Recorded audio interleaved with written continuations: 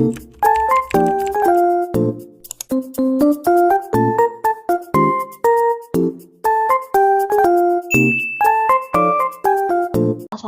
warahmatullahi wabarakatuh. Welcome back to my video. Hari ini mari kita bahas lagi soal-soal untuk persiapan tes P3K maupun SKB Bidan di tahun 2024 ini ya. Nah, sebelumnya jangan lupa dulu di like, komen, dan juga subscribe channel ini agar channel ini terus berkembang. Lalu nyalakan juga loncengnya biar dapat notif video terbaru dari aku. Insya Allah kedepannya aku akan sering buat video-video pembahasan untuk persiapan tes. Oke teman-teman, kalau gitu kita mulai aja dari nomor pertama ya. Oke teman-teman, mari kita sekarang mengerjakan soal nomor 1 ya. Di sini seorang wanita G1P00 hamilnya 39 minggu, infartu kala 1 di PMB. Oke, bidan melakukan pemeriksaan jam 10 dengan hasil tekanan darahnya 110/70 normal, nadi 80 kali per menit, respirasi 20 kali per menit, dan TFU 3 jari di atas pusat. Detak jantung janinnya 144 kali per menit, kepalanya 3/5, hisnya 3 kali dalam 10 menit, lamanya 45 detik. Pemeriksaan dalam pembukaan 7 cm.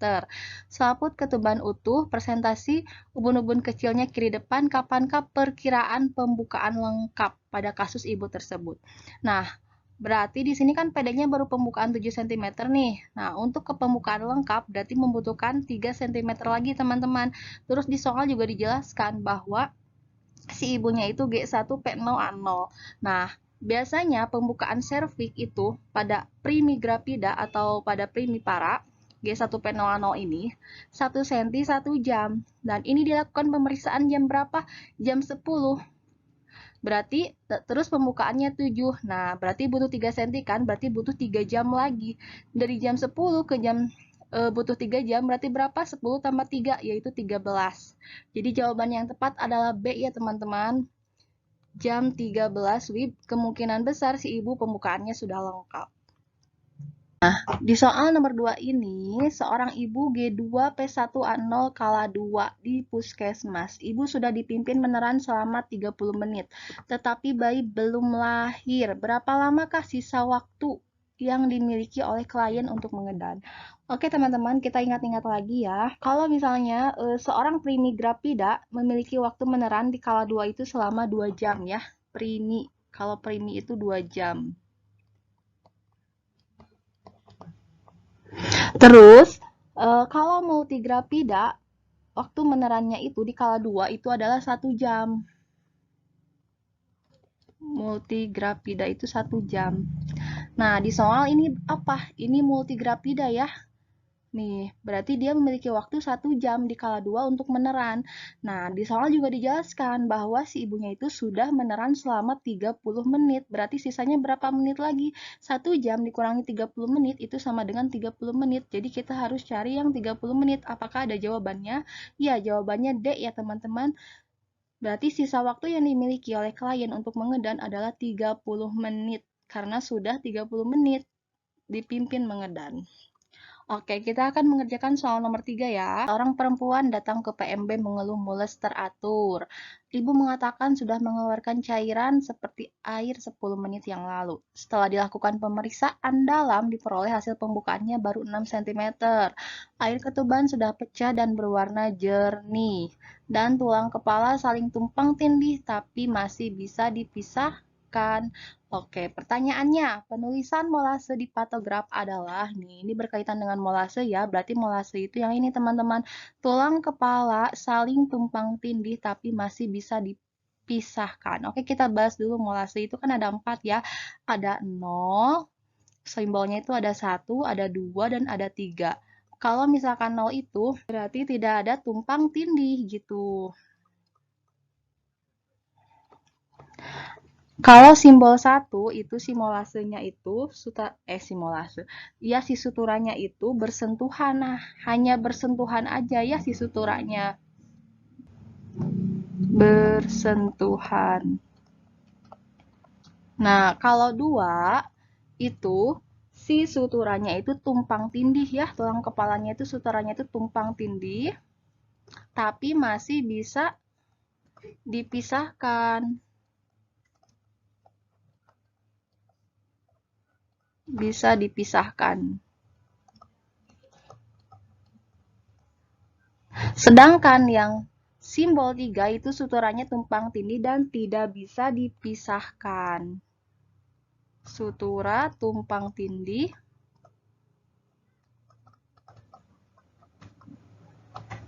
tidak bisa dipisahkan. Nah, berdasarkan soal, berarti jawabannya apa, teman-teman? Simbolnya itu di pantograf adalah 2 ya, jawabannya C. Dimana karena di soal itu tulang kepalanya itu saling tumpang tindih tapi bisa dipisahkan. Berarti sama dengan ini ya, sutura tumpang tindih bisa dipisahkan. Oke, kita lanjut lagi ke soal berikutnya. Sekarang soal nomor 4 ya. Seorang perempuan umur 25 tahun G1P00 datang ke PMB dengan keluhan nyeri perut bagian bawah dan mengeluarkan lendir darah sejak 5 jam yang lalu. Hasil pemeriksaannya KU-nya baik, tekanan darahnya 120/70, nadinya 88 kali per menit dan suhunya 37 derajat Celcius. Pernapasan 24 kali per menit, palpasi abdomen, presentasi kepala, punggung kanan, penurunan kepalanya 3/5 dan detak jantung janinnya 140 kali per menit. Hisnya 4 kali dalam 10 menit, lamanya 50 detik. Pada saat pemeriksaan dalam pukul 11, porsio teraba lunak, pembukaan sudah 7 cm teraba kepala. Ubun-ubun kecilnya di kanan depan, HOZ 3. Nih, pukul berapa pengawasan kesejahteraan janin akan dilakukan berdasarkan pantograf pada kasus tersebut. Oke, berarti di sini pada saat pemeriksaan itu kan pukul 11 ya, teman-teman. Nah, pemeriksaan kesejahteraan janin itu berarti pemeriksaan DJJ ya, detak jantung janin. Nah, kalau fase laten, pemeriksaan DJJ itu biasanya 1 jam sekali, teman-teman. Tapi kalau udah masuk fase aktif, itu 30 menit sekali ya. Sedangkan di sini kan udah pembukaan 7 ya, berarti ini udah masuk fase aktif. Berarti pemantauan DJJ-nya itu atau pemantauan kesejahteraan janinnya itu setiap 30 menit sekali. Nah, ini kan sudah dilakukan pemeriksaan jam 11, berarti jam berapa lagi nih dilakukannya? Pukul berapa pengawasan kesejahteraan janin akan dilakukan berdasarkan pantograf pada kasus tersebut. Nah, berarti 11 tambah 30 aja, jadi 11.30 ya. Karena 30 menit sekali kalau untuk detak jantung janin kalau udah masuk fase aktif. Nah, di soal nomor 5 ini, seorang perempuan berumur 27 tahun, G2P1A0, hamilnya 38 minggu, infartu kala 2 DRS. Hasil anamnesisnya khawatir nih dengan kondisi janin dan hasil pemeriksaan, tekanan darahnya 110/70, nadinya 88 kali per menit, respirasi 22 kali per menit, suhunya 36 derajat Celcius. TFU 30 cm, kontraksi 4 kali dalam 10 menit, lamanya 45 detik, detak jantung janinnya 156 kali per menit, dan pembukaannya sudah lengkap. Ketuban juga sudah negatif ya, HOZ 4, sudah di bawah. Terdapat jaringan parut teman-teman di area pulpa. Apakah asuhan yang tepat? A. Memimpin beneran, B. Mengajarkan ibu teknik beneran, C. Melakukan episiotomi, D. Melakukan amniotomi. Ini udah pasti salah ya, karena di sini kan ketuban sudah negatif. Melakukan pijat perineum. Oke, teman-teman, jawaban yang benar adalah melakukan episiotomi. Kenapa melakukan episiotomi? Karena sudah jelas ya di dalam soal terdapat jaringan parut di area pulpa. Salah satu indikasi untuk episiotomi itu adalah adanya jaringan parut. Oke, teman-teman, ingat-ingat lagi ya, kalau misalkan episiotomi itu kan dilakukan karena adanya indikasi, bukan dilakukan secara rutin. Salah satu indikasinya itu adalah adanya jaringan parut, atau misalkan gawat janin, atau misalkan penyulit kelahiran, misalkan seperti sungsang, distosia bahu. Nah, itu bisa dilakukan episiotomi atas indikasi gitu. Dan di sini di soal dijelaskan juga ada jaringan parut di area pulpa ya. Ini sudah jelas, berarti langkah asuhan yang tepat itu adalah melakukan episiotomi. Sekarang kita kerjakan soal nomor 6 ya. Seorang perempuan umur 28 tahun, G2P1A0, hamilnya 40 minggu, telah melahirkan bayi 2 menit yang lalu di PMB. Plasenta belum lahir. Nah, hasil pemeriksaan KU-nya baik, uterus teraba keras, TFU-nya sepusat. Uterusnya teraba keras dan TFU sepusat ya. Tindakan lanjutan apakah yang paling tepat pada kasus tersebut? A. Masase pundus uteri, B. Menyuntikkan oksitosin, C. Memastikan kehamilan tunggal, D. Memastikan pelepasan plasenta, dan E. PTT. Oke teman-teman, kita harus ingat-ingat lagi langkah APN ya. Jadi setelah bayi lahir itu yang pertama itu adalah kita harus nilai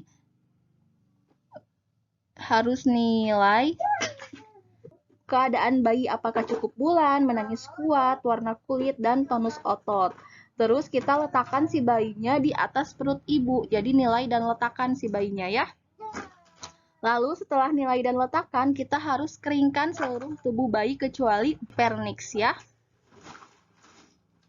Setelah dikeringkan, lalu kita ganti handuk yang basahnya. Terus setelah itu, kita harus cek janin kedua. Nah, lalu setelah cek janin kedua adalah suntik oksi. Oke. Nah, di sini di soal didapatkan data TFU-nya itu sepusat, teman-teman, ini nih, TFU sepusat ya. Maka cek janin kedua itu sudah dilakukan karena kita sudah karena di soal dijelaskan bahwa TFU-nya itu sepusat. Berarti tindakan yang selanjutnya dilakukan itu adalah setelah cek janin kedua berarti suntik oksi. Apakah ada jawabannya? Ya, jawabannya B ya, menyuntikkan oksitosin. Oke teman-teman, cukup sekian video pembahasan kali ini. Terima kasih sudah menonton video aku. Untuk teman-teman yang sedang mempersiapkan tes, semoga dilancarkan, dimudahkan, dan menjadi ASN tahun 2024 ya teman-teman. Untuk teman-teman yang ingin belajar dari buku, silakan kalian kunjungi keranjang YouTube aku. Di sana aku sudah rekomendasikan buku yang menurut aku bagus buat teman-teman, jadikan bahan acuan nih untuk belajar untuk persiapan tes. Atau teman-teman bisa kunjungi juga link description box aku di sana aku akan sertakan link buku yang menurut aku bukunya udah sesuai dengan FR dan juga sesuai dengan kisi-kisi terdahulu gitu. Dan biasanya itu nggak akan beda jauh dengan kisi-kisi yang sekarang. Dan untuk teman-teman yang ingin mencoba TO, aku juga sertakan di description box aku linknya, dan kalian bisa gunakan potongan harga biar teman-teman dapat potongan harga. Kalian bisa kunjungi link Ayo P3K atau Sobat P3K ya. Di sana juga udah ada potongan harganya. Oke teman-teman, sampai jumpa lagi. Assalamualaikum warahmatullahi wabarakatuh.